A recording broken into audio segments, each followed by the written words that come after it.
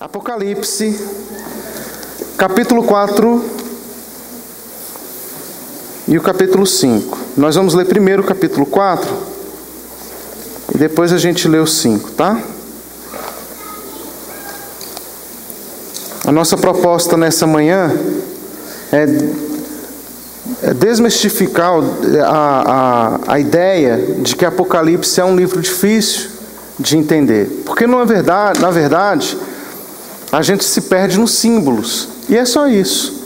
Entendendo os símbolos, a gente entende Apocalipse, porque é um livro, como nós aprendemos domingo passado, é um livro para as igrejas, e para as igrejas em todos os tempos. Ela abrange a igreja contemporânea. Então, se ela é uma carta às 7 igrejas, certamente ela é uma carta que vai alcançar a gente aqui. É uma carta que foi escrita para nós. Como é que eu vou pegar uma carta que foi escrita para mim e vou guardar e falar assim, não, isso aqui não vou ler agora porque eu não vou entender? Se a gente não abrir a carta e a gente não ler a carta e não entender a carta, a gente vai estar perdendo algo tremendo, extraordinário para nós. Então essa carta, esse livro, né, de Apocalipse, ele é para a igreja hoje, para nós, tá? Vamos ler o texto? Apocalipse 4, verso 1 diz assim: Depois destas coisas olhei, e eis não somente uma porta aberta no céu, como também a primeira voz que ouvi como de trombeta ao falar comigo, dizendo: Sobe para aqui e te mostrarei o que deve acontecer depois destas coisas. Imediatamente eu me achei em espírito, e eis armado no céu um trono, e no trono alguém assentado. E esse que se acha sentado é semelhante no aspecto à pedra de jaspe e sardônio, e ao redor do trono, há um arco-íris semelhante no aspecto à esmeralda. Ao redor do trono há também 24 tronos, e assentados neles 24 anciãos vestidos de branco, em cujas cabeças estão coroas de ouro. Do trono saem relâmpagos, vozes, trovões. Diante do trono ardem 7 tochas de fogo, que são 7 Espíritos de Deus. Há diante do trono um como que mar de vidro, semelhante ao cristal. E também no meio do trono e à volta do trono 4 seres viventes, cheios de olhos por trás e por diante. O primeiro ser vivente é semelhante a leão, o segundo semelhante a novilho, o terceiro tem rosto como de homem, o quarto ser vivente é semelhante à águia quando está voando. E os 4 seres viventes, tendo cada um deles, respectivamente 6 asas, estão cheios de olhos ao redor e por dentro, não têm descanso nem de dia nem de noite, proclamando: Santo, Santo, Santo é o Senhor Deus, o Todo-Poderoso, aquele que era, que é e que há de vir. Quando esses seres viventes derem glória, honra e ações de graças ao que se encontra sentado no trono e ao que vive pelos séculos dos séculos, estiver sentado, derem graças ao que se encontra sentado no trono, ao que vive pelos séculos dos séculos, os 24 anciãos prostrar-se-ão diante daquele que se encontra sentado no trono, adorarão o que vive pelos séculos dos séculos, e depositarão as suas coroas diante do trono, proclamando: Digno és, tu és digno, Senhor, e Deus nosso, de receber a glória, a honra e poder, porque todas as coisas tu criaste, sim, por tua causa, ou por causa da tua vontade, vieram a existir e foram criadas. Amém? Pai, mais uma vez eu venho diante do Senhor em oração, e eu peço agora, Senhor, a direção do Espírito, porque sabemos que a palavra do Senhor é produto, é fruto, é resultado do Espírito do Senhor. E somente pelo Espírito podemos interpretar a palavra do Senhor. Por isso que agora o Teu Espírito, ó Deus, possa estar falando ao nosso coração, ó Deus, a respeito da Tua palavra, e que ela se torne viva em nossas vidas, em nome de Jesus. Amém. A palavra do Senhor, então, vai trazer uma revelação do trono de Deus. Irmãos, a gente não pode ler Apocalipse pensando em imagens, tá? Todas as vezes que a gente vai ler Apocalipse pensando em imagem, a gente vai ter problema na interpretação. Preocupando centralmente com elas. Exatamente. As imagens, elas na verdade não eram uma preocupação dos autores. O que eles queriam? Eles queriam trazer um discernimento de uma verdade, e para isso eles precisavam fazer uso, ou ele, na verdade João, precisava fazer uso de símbolos. Então os símbolos, na verdade, não são o nosso foco é a revelação. Então quando a Bíblia fala do trono de Deus, alto, sublime trono, você não pense assim no trono de verdade, porque não era um trono físico que nós estamos aqui, ou que era a preocupação do autor, porque o trono é uma representação de quê? O que representa um trono? Poder, autoridade. Nós estamos falando de reino de Deus, tá? Essa aqui é caneta cor invisível, então não vou usar porque alguns não vão conseguir. Escrever invisível, Reino de Deus. Então, quando nós estamos falando de trono, nós estamos falando de reino de Deus, tá bom? Vamos simplificar as coisas. Então não tenha a visão de um trono físico, tenha a visão da autoridade, do governo de Deus. Por que Deus está assentado em seu trono? Gente, a Bíblia não fala de quando esse trono foi criado, porque o trono de Deus foi criado quando ele foi criado, ou seja, eterno. Deus não foi criado, portanto seu trono existe desde que Deus existe, desde a eternidade. Deus sempre governou sobre todas as coisas, sempre teve autoridade, entende? Então a autoridade, o trono de Deus, ele não é algo, não é algo que Deus criou. A autoridade de Deus, ela está ligada a Deus, ela faz parte de Deus, é da natureza de Deus, ok? Então, quando a gente fala de trono, a gente não está falando de um objeto, a gente está falando de Deus, a gente está falando de quem Ele é, nós estamos falando da sua natureza. Portanto, Deus assentar-se no seu trono significa que Ele está ligado à sua autoridade e Ele está governando sobre todas as coisas. Significa que não há absolutamente nada que esteja fora do controle e do domínio de Deus. Ele tem a ciência, o controle das coisas, ok?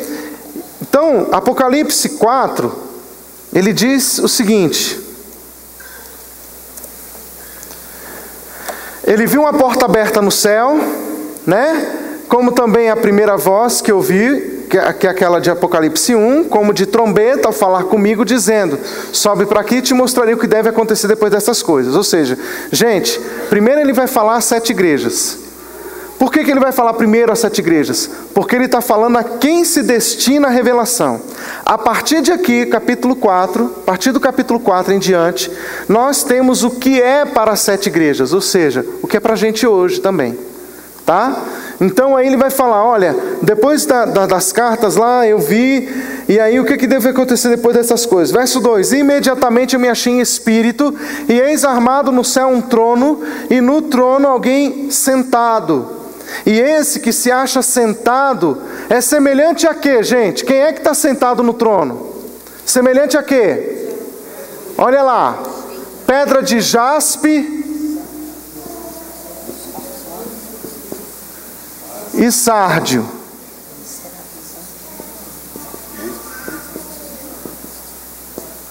Por que ele vai fazer uso dessas pedras no seu símbolo? Será que ele viu de fato 2 pedras? Não, é uma comparação. Está vendo como é que fica complicado se você tiver uma visão física? Por que ele vai fazer uso de pedras?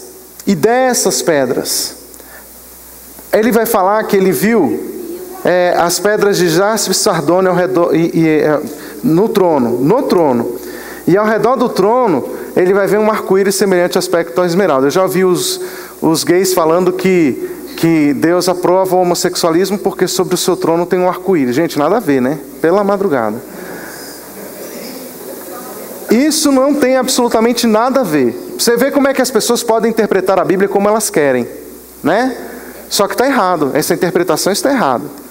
Porque o que nós temos aqui? Nós temos 2 pedras que são semelhantes a 2 pedras, a pessoa que está sentada nesse trono. Vamos falar das pedras, jaspe e sárdio. Essas pedras se encontram no peitoral dos sacerdotes. Veja só, para você interpretar Apocalipse, você tem que recorrer à origem dessas pedras na Bíblia. Onde que elas estão escritas na Bíblia? E qual o significado dessas pedras? Bem, vamos falar do sardônio. Jaspe e sardônio, né? Eu coloquei o sardônio primeiro, não sei porquê, mas vamos lá. Para a gente entender o significado dessas pedras preciosas, a gente precisa recorrer então ao Antigo Testamento. Abra sua Bíblia em Êxodo 28, 15. Êxodo 28, 15.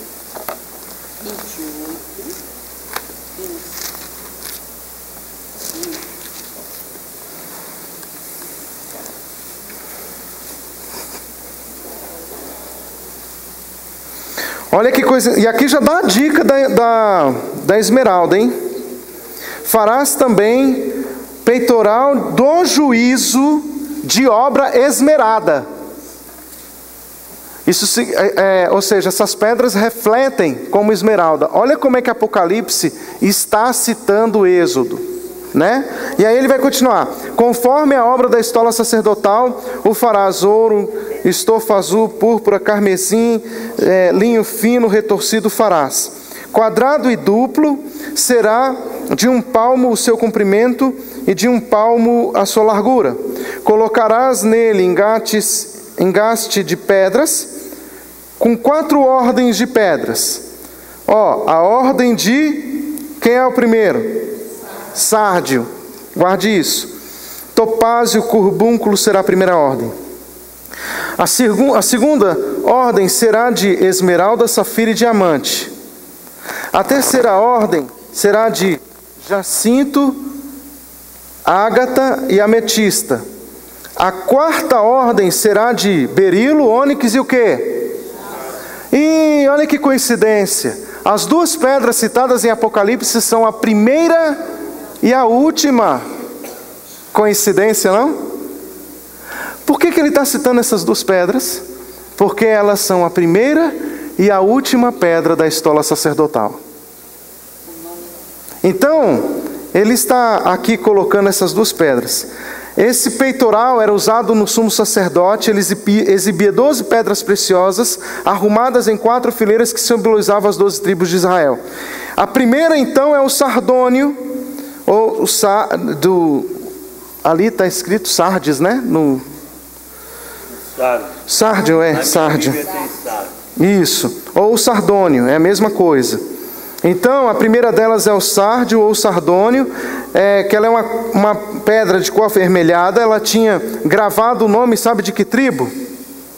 A tribo de Ruben. Ruben era o primogênito de Israel. A pedra vermelha, então, com sangue, aponta para a expiação realizada por Cristo na cruz, em sua primeira vinda. Por causa de sua morte e ressurreição, ele foi chamado de primogênito dos mortos. É o título de Ruben. E você tem então Cristo como primogênito de Israel, da nova criação também, assim como Ruben era o primogênito dos filhos de Jacó. Ser o primogênito lhe confere uma posição de primazia sobre a herança de Deus. Referindo-se ao filho, o escritor de Hebreus, Deus diz que ele o constituiu herdeiro de tudo, por quem fez também o mundo. Ao introduzir o primogênito do mundo, ele diz, lá em Hebreus 1, 2 e 6, e todos os anjos de Deus o adorem. Infelizmente, muitos entendem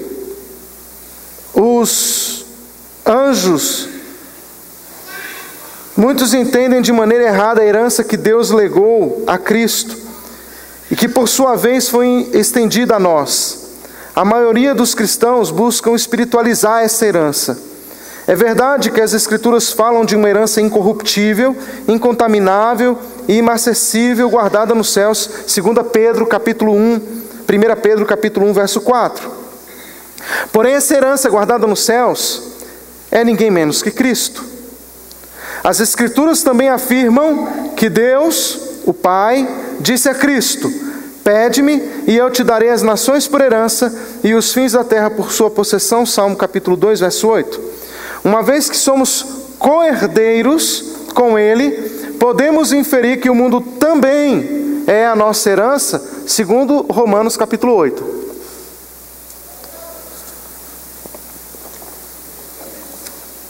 Obrigado, meu bem.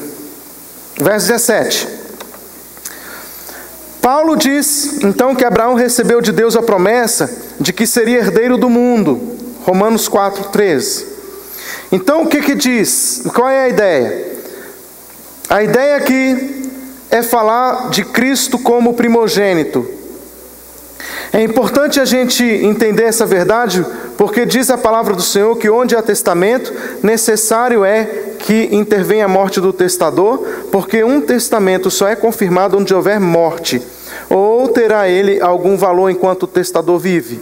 O sardônio aponta para a morte de Cristo, através da qual o testamento foi confirmado, a herança foi legada àqueles que o reconhecem como Senhor e herdeiro de tudo. Ele morreu como testador e ressuscitou como primogênito de uma nova criação.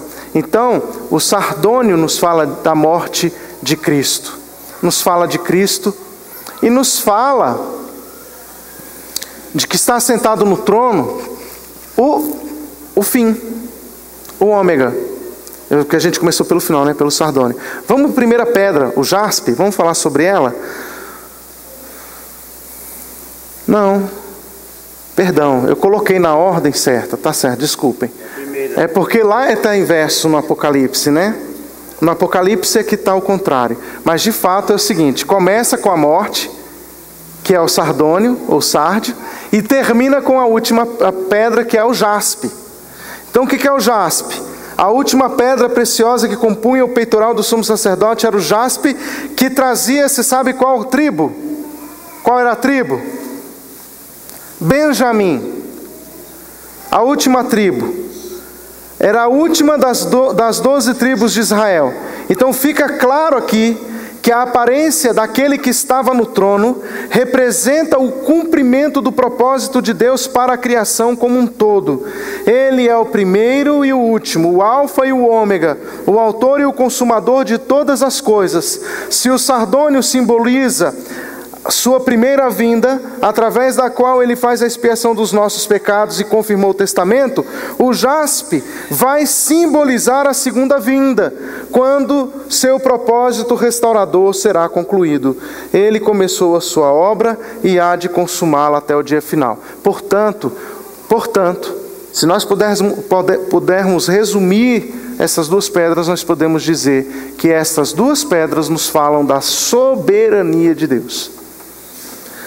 Porque Ele tem o controle de todas as coisas. Não são pedras literais, mas são o sentido delas. Lembrem-se que João está escrevendo para as 7 igrejas. João está falando às igrejas que conhecem, naquela época, o Antigo Testamento. E ele está explicando a eles o que Deus está querendo trazer. Certamente, ao citar essas pedras, eles olhariam para o Antigo Testamento. Eles consultariam a palavra de Deus. E ao consultarem a palavra de Deus, certamente eles perceberiam que estas duas pedras estavam falando da primeira pedra e da última pedra. Portanto, estava falando de um Israel restaurado. Estava falando de um Deus que tem o poder e a soberania sobre o início e o fim, o começo e o fim de todas as coisas, porque Ele é o Criador de todas as coisas. Amém? E relacionado, né, pastor, com Mateus 13, que diz o reino de Deus. Isso, exatamente. Essa foi a mensagem de Jesus. Jesus o tempo inteiro pregou o reino de Deus, né? Então a gente pode colocar aqui, ó,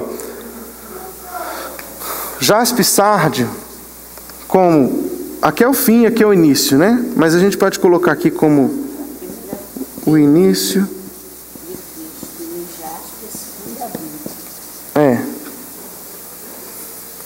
Exatamente. A gente pode fazer uma comparação com a primeira vinda e a segunda vinda.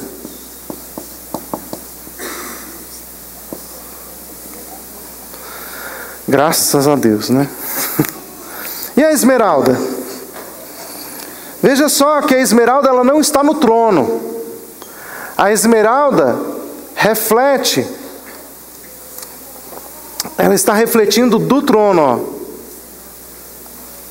Ao redor do trono há um arco-íris semelhante no aspecto à esmeralda.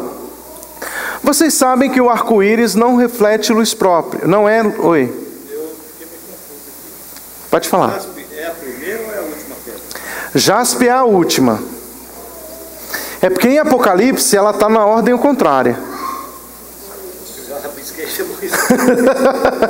Em Apocalipse, ele fala jaspe e sardônio. Ele fala o fim e o início. Você tem Êxodo, né? No peitoral sacerdotal, o que vem primeiro é o sárdio. E o último é o jaspe. Jaspion. Né? Vamos falar da esmeralda? A esmeralda não é, na verdade, esmeralda. É o arco-íris que reflete como esmeralda, semelhante à esmeralda. Mas a cor que mais influencia é o verde, do arco-íris.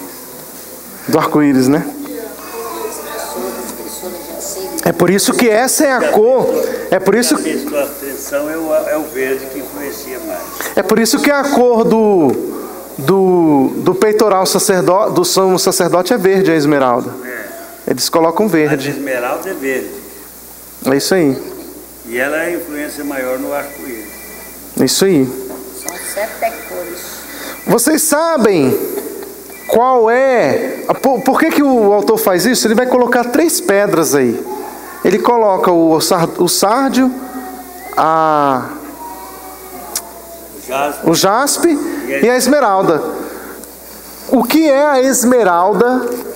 Se você juntar o jaspe e o sárdio no sol, você vai ver que não tem nada a ver com cor de esmeralda. Não tem nada a ver. Por que no trono vai refletir esmeralda?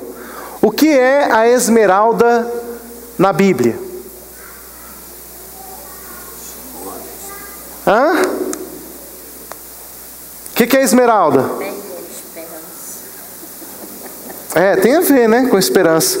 Mas na verdade, a gente tem que se reportar aqui. O que é o arco no Antigo Testamento? Semelhante no arco-íris, o arco-íris com aspecto de esmeralda. Olha que coisa mais linda, gente. O que significa arco-íris? Vamos começar pelo mais fácil, gente, então, ó. O que é o arco-íris na Bíblia? Representa o quê? Aliança. Isso aí todo mundo soube responder, né? Fácil. Aliança. E a esmeralda? Observe que o arco-íris é a aliança. Esse arco-íris, ele tem a aparência de esmeralda, ou seja, é uma aliança de esmeralda. O que é esmeralda? Vamos lá para o peitoral? A gente vai observar aqui. A gente vai ver isso em... Deixa eu ver aqui. Eu acho que não vai dar para mostrar aqui não. Não é? Mas a esmeralda, ela...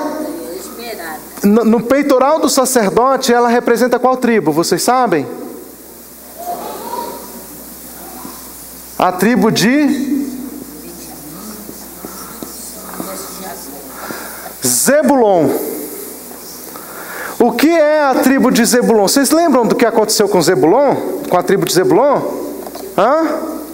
A tribo de Zebulon, além disso, é dito que ao redor do trono havia um arco-íris semelhante na aparência à esmeralda. No peitoral do sumo sacerdote, ela é a tribo de Zebulon. O que significa Zebulon? Vocês sabem?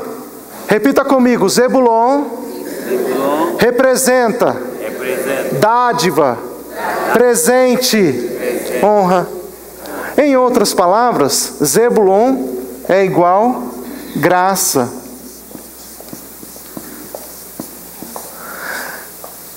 A aliança da graça é resultado destas 2 pedras. Entende? Então ela está falando da soberania que produz graça. Quando a gente fala da soberania de Deus, necessariamente, em outras palavras, se a gente olhar para o trono, não tem como a gente separar a soberania de Deus da graça de Deus. Porque a soberania produz graça. Então o que acontece? O resultado da soberania é a graça. A tribo de Zebulon é a quarta maior tribo de Israel. Na sequência em que as 12 tribos são mencionadas na Torá, em Deuteronômio, ou no Pentateuco, Zebulon normalmente segue a Issacar. Você vê isso em Números capítulo 1, verso 9, capítulo 2, o verso 7. Mas na bênção de Moisés, ou seja, olha só, Zebulon vem depois de Issacar. Mas quando você vai para a bênção de Moisés às tribos, Zebulon, ela antecede.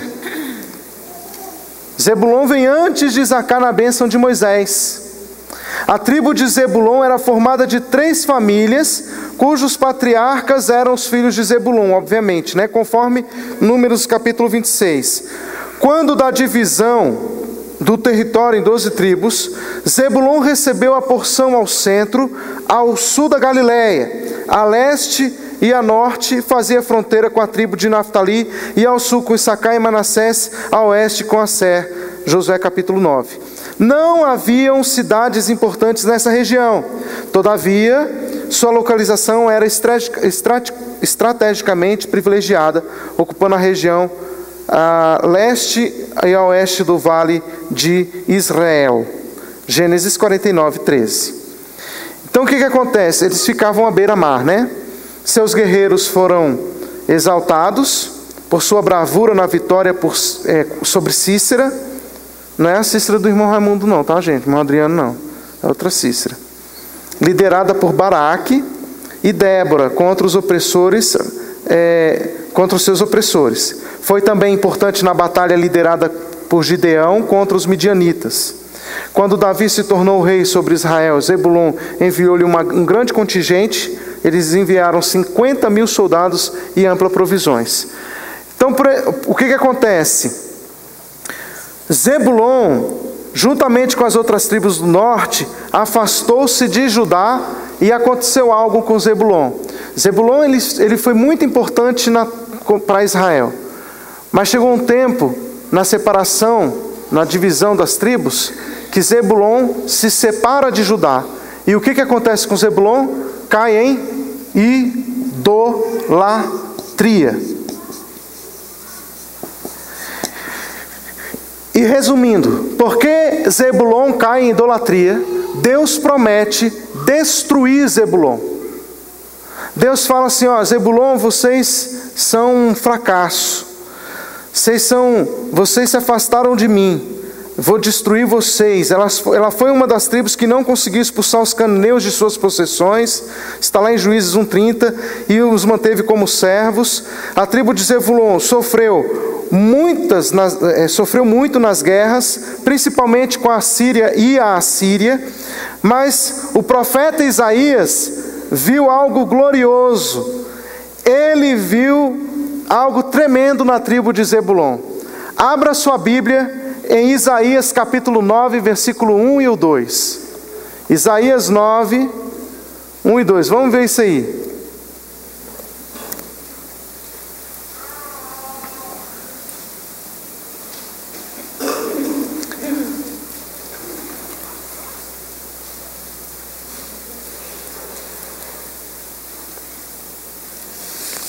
Alguém pode ler?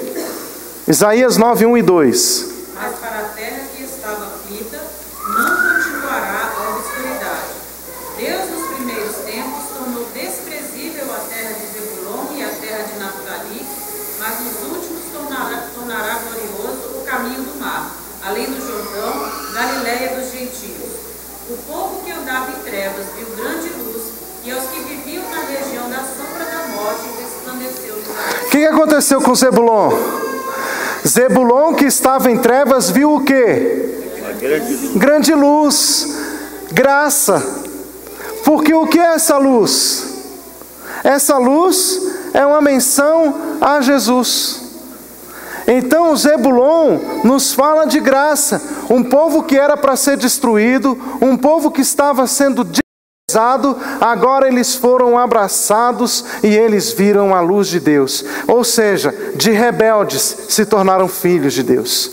Isso está falando não só da tribo de Zebulon. Zebulon é uma característica da igreja, dos homens que foram alcançados pela graça de Deus. Porque todos nós estamos ou nascemos em trevas. A luz resplandeceu. Como é que a luz resplandece? A luz veio ao mundo. Ele era o quê? João vai falar que Jesus era o quê? A luz dos homens. Então Jesus reflete sobre a tribo de Zebulon. Nós somos a tribo de Zebulon. Entende? Então agora a gente está descomplicando o Apocalipse. O que vocês estão entendendo?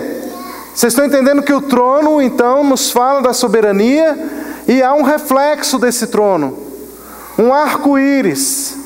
Esse arco-íris não tem nada a ver com o movimento gay. Esse arco-íris nos fala de quê?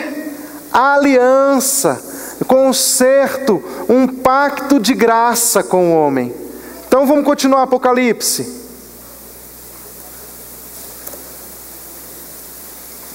Ao redor do trono também há o quê? 24 tronos.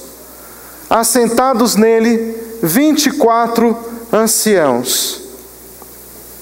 Vamos falar sobre isso. João se volta para a realidade em torno do trono de Deus. Ao redor do trono haviam 24 tronos e via sentado 24 anciãos vestidos de branco que tinham nas suas cabeças coroas de ouro. Quem seriam eles? O que eles representariam? Para responder essas intrigantes indagações, a gente vai ter que fazer uma breve incursão nas Escrituras. Daniel, ele vai contar uma visão lá em Daniel capítulo 7, verso 9. Abre a sua Bíblia lá. Daniel 7, 9.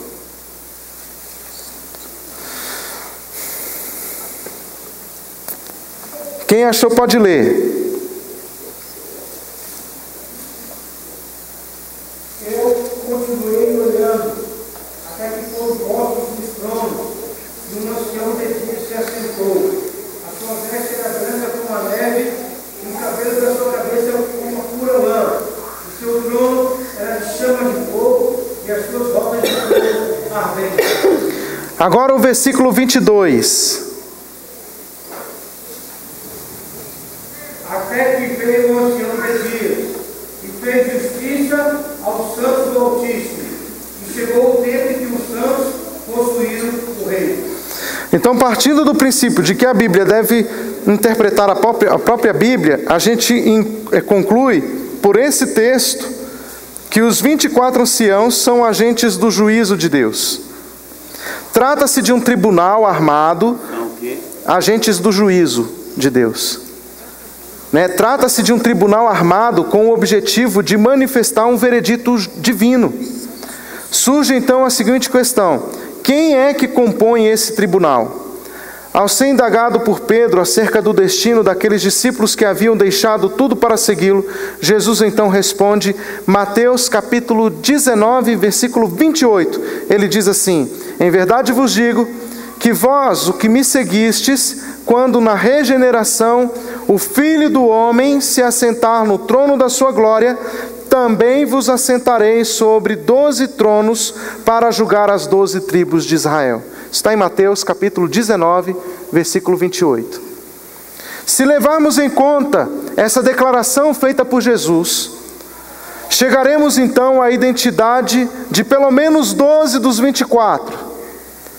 Trata-se dos 12 apóstolos do Cordeiro, de Cristo, que ao redor do trono de Deus representam a totalidade do povo da nova aliança. E quanto aos outros 12? Então nós podemos colocar aqui, segundo, baseados em Mateus, Vocês querem a referência de novo? Mateus 19, 28. Se a gente for colocar ali, baseado em Mateus 19, então nós vamos colocar aqui o seguinte: Os 12 representam, 12 são apóstolos de Cristo.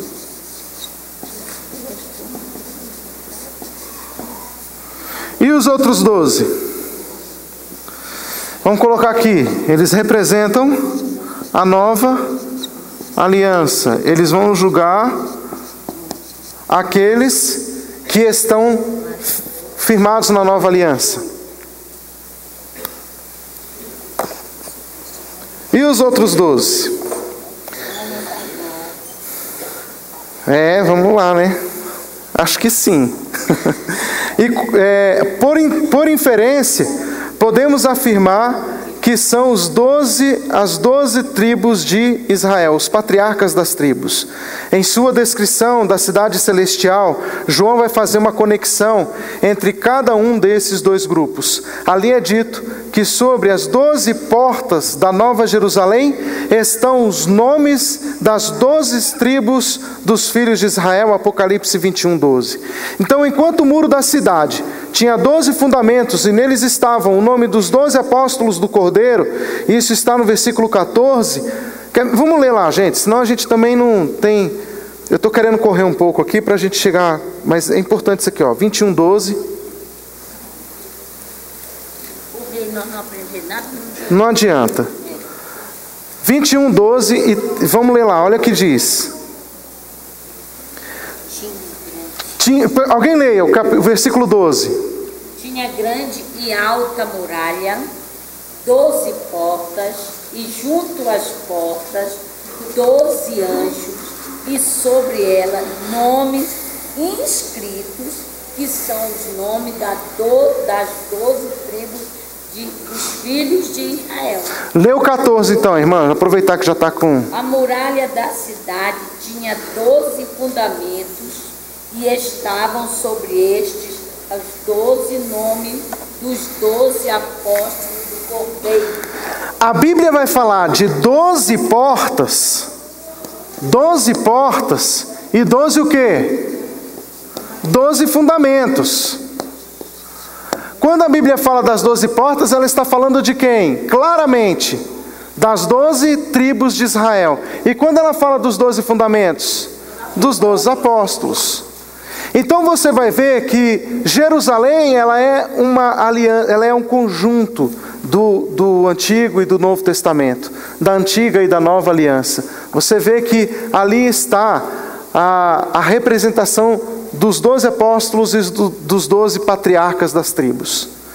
Portanto, esses 24 anciãos, provavelmente, né, se a gente trouxer as palavras de Cristo e a revelação desse texto de Apocalipse, nós temos aqui então os 12 patriarcas das tribos de Israel. Ok? Alguma dúvida? As tribos eram todos os nomes dos filhos de Jacó? Isso, exatamente. Então vamos voltar lá para Apocalipse. Aí ele, entendendo aqui agora esses 24 anciãos, vocês vão ver que eles têm tronos e eles têm coroa de ouro. Isso fala de autoridades, fala de governo deles sobre a terra. De juízo, né? Autoridade para julgar. A Bíblia também fala o seguinte, que ao redor do trono há 24 anos sentados. Verso 5: do trono saíam relâmpagos, vozes e trovões, e diante do trono ardem 7 tochas de fogo, que são 7 Espíritos de Deus. Por que do trono saem relâmpagos, vozes e trovões? Onde é que vocês veem uma situação semelhante a essa?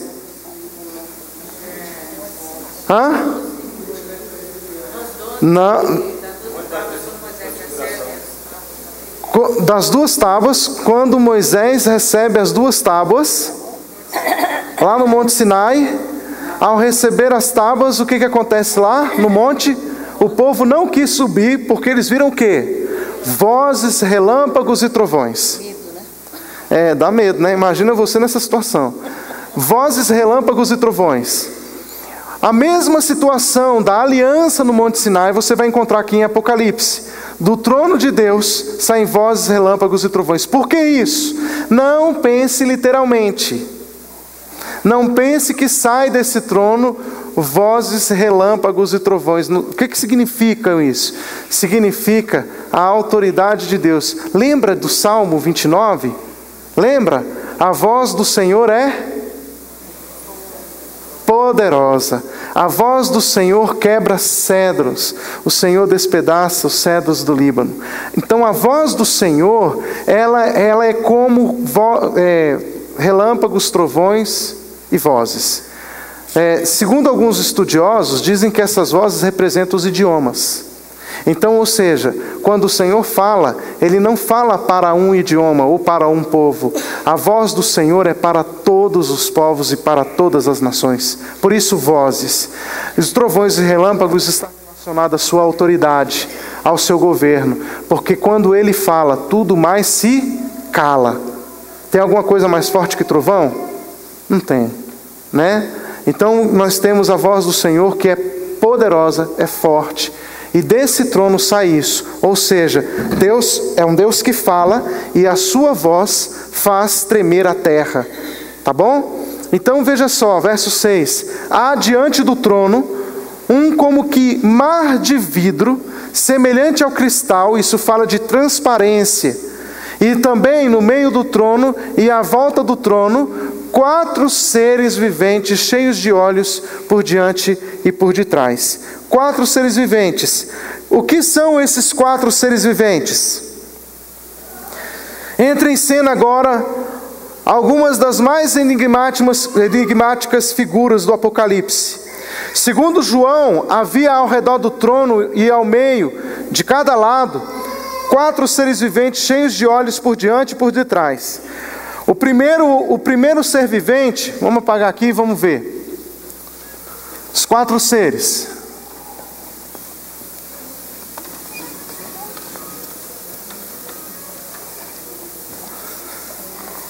O primeiro ser era semelhante a quê?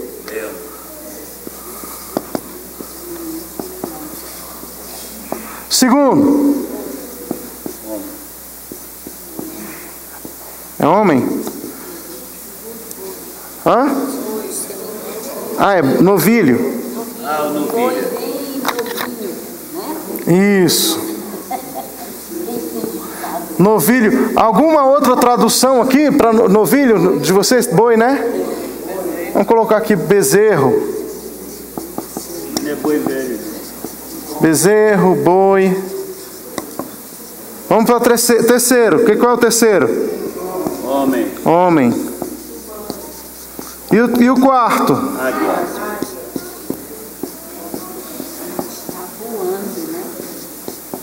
Ela ainda casada. Os 4 seres viventes, eles têm esta representação. E são figuras, né? A primeira era semelhante ao leão, o segundo a um touro ou um bezerro, um boi, um novilho, né? O mais comum é o novilho. O terceiro como de homem. E o quarto uma águia voando. Essas 4 figuras simbolizam a revelação de Deus no Evangelho de Jesus Cristo. Então vamos colocar aqui, ó, esses 4 seres viventes. Esses 4 seres viventes representam. Acho que ela pode exercer o poder da sua vida. Esses 4 seres viventes, na verdade, são seres angelicais. Eles são serafins, ou... Na verdade, nem serafim, né? São querubins. Eles são querubins. Mas o que acontece? Eles têm uma representação. Ah, sim, ali, ó. Vocês têm a imagem dos 4 seres, né? Leão, novilho, homem e águia.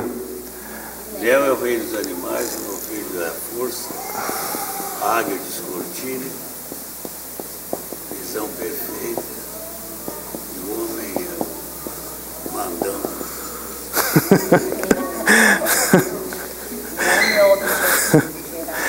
Então, olha só.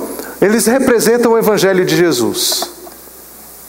Vocês podem observar que esses 4 seres viventes estão diretamente relacionados com o trono. Eles são o que tem de mais próximo do trono.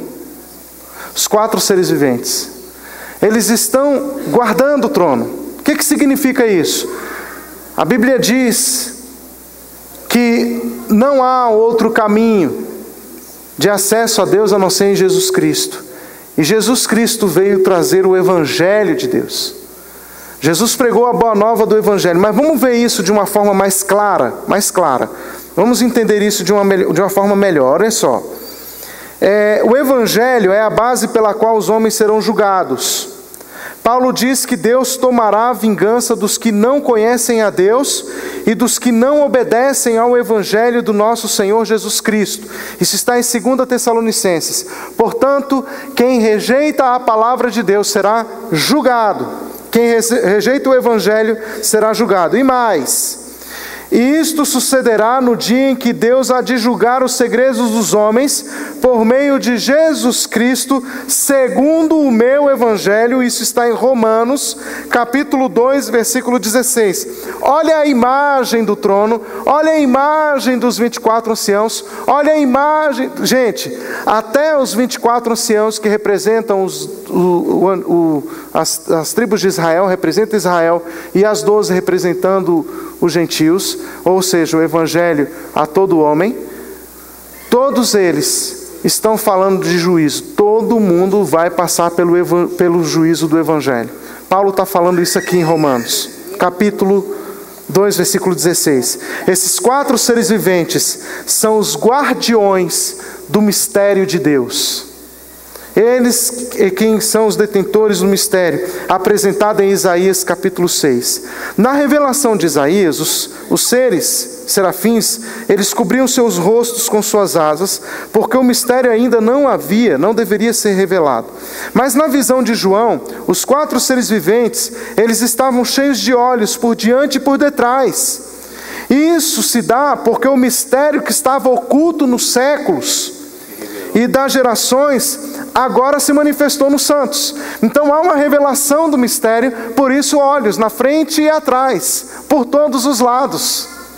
Porque isso nos fala da plenitude, isso nos fala da totalidade do Evangelho. Colossenses capítulo 1, versículo 26. Paulo chama esse mistério de Evangelho.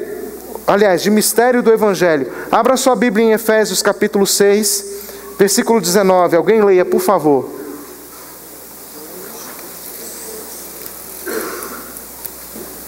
E eu queria que outro abrisse em 1 Timóteo 3,16. 1 Timóteo 3,16, ok. Irmã Angélica, lê 1 Timóteo 3,16. Quem achou Efésios 6,19? Leia, por favor.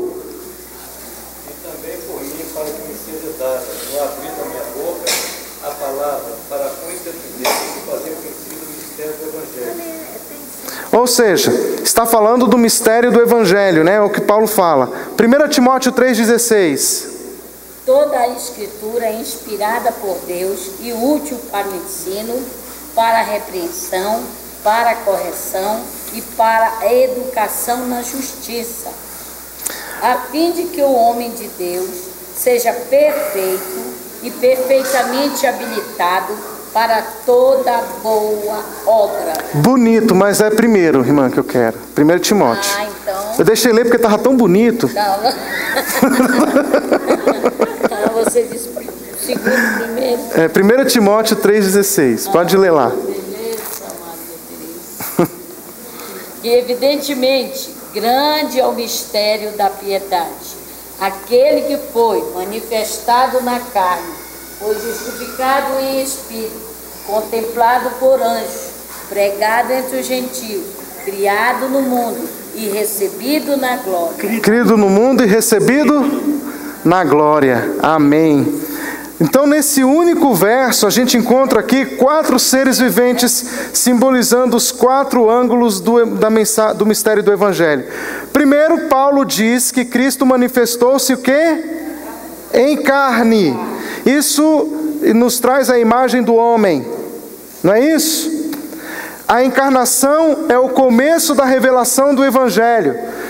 E o segundo, Paulo afirma que ele foi justificado em Espírito, o que aponta para a sua morte vicária, simbolizando então a figura do novilho. Pedro diz que ele foi morto, sim, na carne, mas ele foi vivificado no Espírito. Em seguida, Paulo diz que ao ser justificado no Espírito, fala de ressurreição, ele foi visto dos anjos, pregado aos gentios e crido no mundo. Uma clara alusão à condição do leão.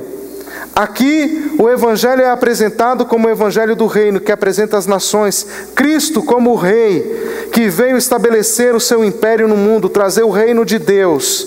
E finalmente, o apóstolo diz que Cristo foi recebido acima na glória, significando a sua ascensão, exaltação, entronização do Filho de Deus. Nesta declaração encontramos a figura da águia. Depois de um voo rasante, a águia volta ao seu ninho, ao ninho de origem, nas alturas. Depois de passar por cada etapa da chamada kenosis no grego, que é o esvaziamento, descrita pelo apóstolo Paulo em Filipenses capítulo 2, Jesus então retorna à sua glória original de João 17,5, sendo exaltado soberanamente e recebido um nome que é sobre todo o nome. Então a gente vê claramente que esse evangelho, esses 4 seres viventes, são revelações do Evangelho. E não por acaso temos 4 evangelhos. Finalmente o apóstolo diz que Cristo foi recebido. E aí diz o seguinte: convém salientar então que o 4º ser visto por João tinha a aparência de uma águia voando, o que dá uma ideia de dinamismo, de movimento. O reino de Deus não é estático, mas ele deve se manifestar de maneira crescente até que alcance toda a terra. Jesus explicou isso em parábolas. Em uma delas, ele vai dizer: o reino dos céus é semelhante ao grão de mostarda que o homem tomou e semeou em seu campo. Jesus está nos ensinando a respeito do evangelho dinâmico, o evangelho do reino de Deus. Como a águia desperta a sua ninhada, adeja sobre os seus filhotes e, estendendo as suas asas, toma-os e leva-os sobre suas asas. Assim, só o Senhor o guiou, e não havia com ele Deus estranho. Ele o fez cavalgar sobre as alturas da terra. Deuteronômio 32, 11 a 13. Então não há mais de um evangelho. O que existem são os vários ângulos, os 4 ângulos de um mesmo evangelho. É bom a gente lembrar que 4 na Bíblia nos fala da terra.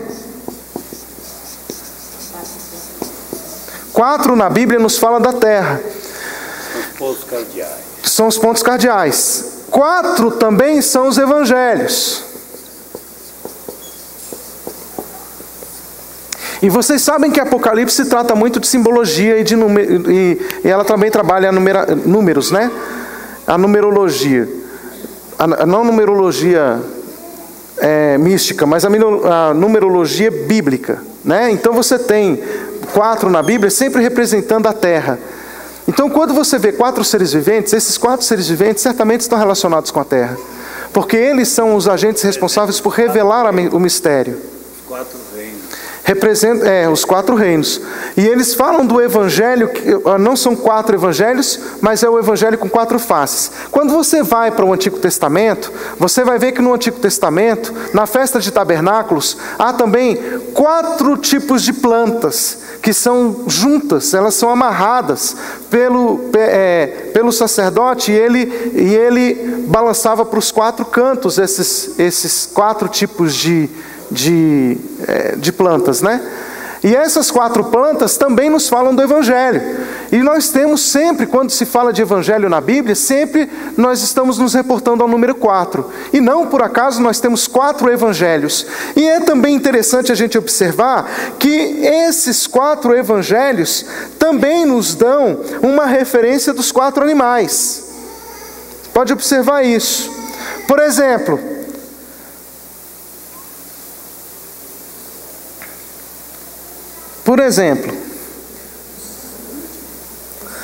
Marcos nem registra o nascimento de Jesus. Ele demonstrando assim que a ênfase dele não recai sobre a encarnação, mas sobre o reino de Cristo. A prova disso é que as primeiras palavras que Marcos coloca nos lábios de Jesus são: o tempo está cumprido e o reino de Deus está próximo. Arrependei-vos e crede no Evangelho. Portanto, parece correto traçar um paralelo entre o Evangelho de Marcos com a figura do leão de Apocalipse. A preocupação de Mateus é de apresentar Jesus como filho do homem. É por isso que ele faz questão de detalhar a sua genealogia e sua gestão, enfatizando assim a sua humanidade. Nada mais justo do que relacionar o Evangelho de Mateus com a figura do homem. Então a gente pode colocar aqui, ó, Marcos, Mateus, não, perdão, Mateus aqui, ó.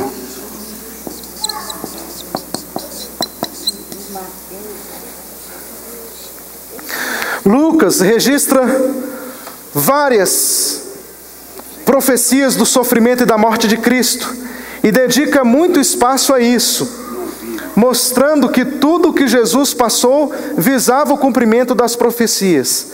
À luz disso, parece-nos correto identificar o Evangelho de Lucas com a figura do novilho. Então nós temos aqui, eu vou apagar aqui Bezerra e Touro, irmãos, porque a gente precisa ganhar espaço, né? Aqui, ó, Lucas. E João, águia. Quando a gente vai para João, a gente percebe a sua insistência em apresentar-nos Cristo como aquele que existe desde a eternidade. Sendo na verdade igual ao Pai, João 10:30, João não parece preocupado com os detalhes que envolveram o nascimento de Jesus. A sua preocupação é de ressaltar a divindade de Cristo. É também ele quem registra a oração em que Jesus pede ao Pai para que retornasse à sua glória original. Diante disso fica óbvio o movimento pelo qual os crentes primitivos associavam o Evangelho de João com o ser vivente cuja aparência era de águia voando. Então a gente tem João. Fica claro que esses 4 seres são facetas do Evangelho. Há uma preocupação. Por que isso, gente? Porque nós não temos apenas 2 tipos de homens na terra.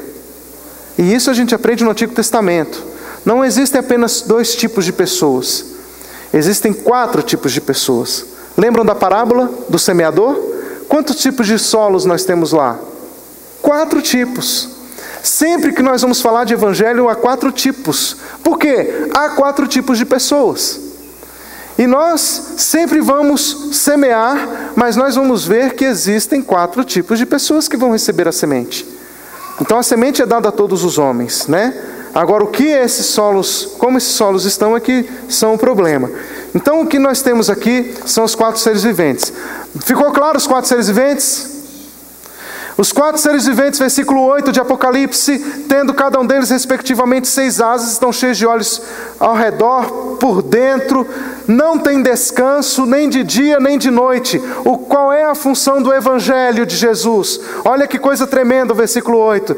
O Evangelho tem a função de afirmar, de declarar: Santo, Santo, Santo é o Senhor Deus Todo-Poderoso, aquele que era, que é e que há de vir. Nós estamos falando de quem?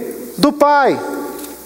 Ele há de vir, o Deus Todo-Poderoso. Quando esses seres viventes derem glória, honra e ações de graças ao que se encontra sentado no trono, ao que vive pelos séculos dos séculos, os 24 anciãos prostrar-se-ão diante daquele que se encontra sentado no trono, adorarão o que vive pelos séculos dos séculos e depositarão as suas coroas diante do trono, proclamando: digno és tu, Senhor, nosso Deus, de receber a glória, a honra e o poder, porque todas as coisas tu criaste, sim, por tua vontade vieram a existir e foram criadas. Aleluia. Então a gente sabe que essa afirmação, esse resultado do Evangelho, será consequência do evangelho que nós pregamos. Irmãos, quando nós pregamos o evangelho de Jesus Cristo, nós não estamos aqui preocupados em convencer as pessoas. Nós temos que estar preocupados em lançar a semente, porque o juízo é de Deus. Deus vai julgar a partir da sua palavra. Se nós não pregarmos, como que as pessoas serão depois julgadas? Entende? Olha a nossa responsabilidade de lançar a semente, para que todos recebam o evangelho. Quando é que a palavra do Senhor diz? Quando é que Jesus voltará? Quando o evangelho for pregado a quem? A todas as nações. Enquanto, irmãos, nós não pregarmos o evangelho em todas as nações, não haverá possibilidade da volta, porque não haverá possibilidade, será injusto o juízo, porque Deus só vai julgar a partir do momento em que o evangelho for discernido. E como é que nós precisamos pregar o evangelho? Apresentando Jesus Cristo. Não é apresentando o quão legal a sua igreja é,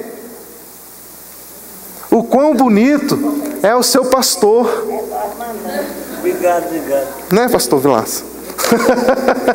Você tem que você tem que ir lá, você tem que ver como é bom, meu pastor. Isso não é pregar evangelho. Não haverá juízo de Deus sobre esse tipo de mensagem que nós pregamos.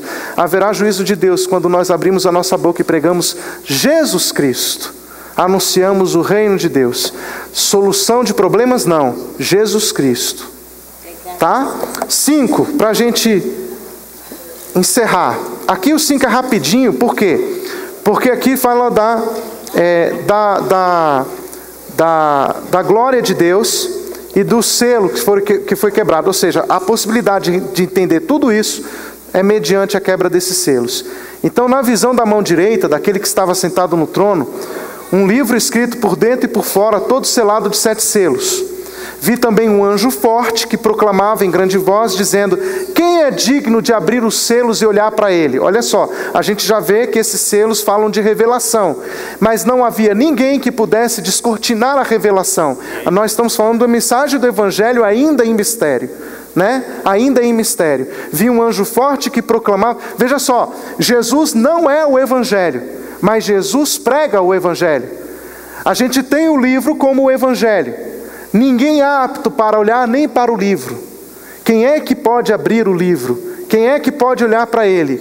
A Bíblia diz no verso 3: ora, nem no céu, nem sobre a terra, nem debaixo da terra, ninguém podia abrir o livro, nem mesmo olhar para ele. Eu chorava muito, porque ninguém foi digno de abrir o livro, nem mesmo olhar para ele. Todavia um dos anciãos me disse, um dos anciãos, que anciãos? Dos 24. Que ancião? Digo eu, revelação pessoal valdemiriana, né? Um dos anciãos, Judá, uma das tribos, a tribo de Judá, ele diz o seguinte: não chores, eis que o leão da tribo de Judá, a raiz de Davi, venceu para abrir o livro e os seus 7 selos. Então eu vi no meio do trono 24 seres viventes, e entre os anciãos, de pé, um cordeiro como tendo sido morto. Ele tinha 7 chifres, bem como 7 olhos, que são 7 Espíritos de Deus enviados por toda a terra. Veio, pois, tomou o livro da mão direita daquele que estava sentado no trono. Quando tomou o livro, os 4 seres viventes e os 24 anciãos prostraram-se diante do cordeiro, tendo cada um deles harpas, taças de ouro cheias de incenso, que são as orações dos santos.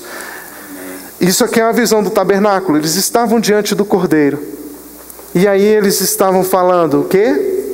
Entoando o cântico: digno és de tomar o livro, abrir-lhe os selos, porque foste morto e com o teu sangue compraste para Deus os que procedem de toda a tribo, língua, povo e nação, e para o nosso Deus os constituíste reino e sacerdotes, e reinarão sobre a terra. Vi e ouvi uma voz de muitos anjos ao redor do trono, dos seres viventes, dos anciãos, cujo número era milhões de milhões e milhares de milhares, proclamando em grande voz: digno é o cordeiro que foi morto de receber o poder e riqueza e sabedoria e força e honra e glória e louvor. Veja só, a gente vê então em Apocalipse que tem um trono, que tem um evangelho, mas que tem um livro fechado, e que impossibilita desse trono de ter a sua criação próxima dele. A gente vê que há um evangelho, mas há um livro fechado. Somente Jesus Cristo tem o poder de abrir o livro. Através de Jesus o mistério é revelado. A vontade de Deus se manifesta. E o que acontece? A gente vê que toda a criação, ou seja, todo o projeto de Deus, se torna agora próximo do trono. A gente vê que agora se torna não mais um projeto, mas agora uma realidade. E aí há essa declaração agora, porque os 24 anciãos não precisam mais julgar, já passou o juízo, eles estão vendo que agora está tudo em harmonia. E aí eles dizem, olha, o Cordeiro morreu para que todo o projeto pudesse se concluir. Agora o trono de Deus está estabelecido sobre todas as coisas. Digno é de abrir, né? Foste morto e reinarão sobre a terra. Verso 11. Vi e ouvi uma voz de muitos anjos ao redor do trono, dos seres viventes, dos anciãos, cujo número era milhões de milhões e milhares de milhares, proclamando em grande voz. Milhares, milhões de milhões. Mas é o contrário. São milhões e milhares, né? Proclamando, digno é o Cordeiro que foi morto de receber o poder, honra, riqueza, sabedoria, força, honra, glória e louvor. Então ouvi que toda criatura que há sobre a terra, no céu, debaixo da terra, sobre o mar, e tudo que neles há, estava dizendo, está vendo agora? Ó, não há mais juízo, tudo em harmonia com a vontade de Deus. O que vai acontecer quando tudo estiver em harmonia? Haverá essa declaração.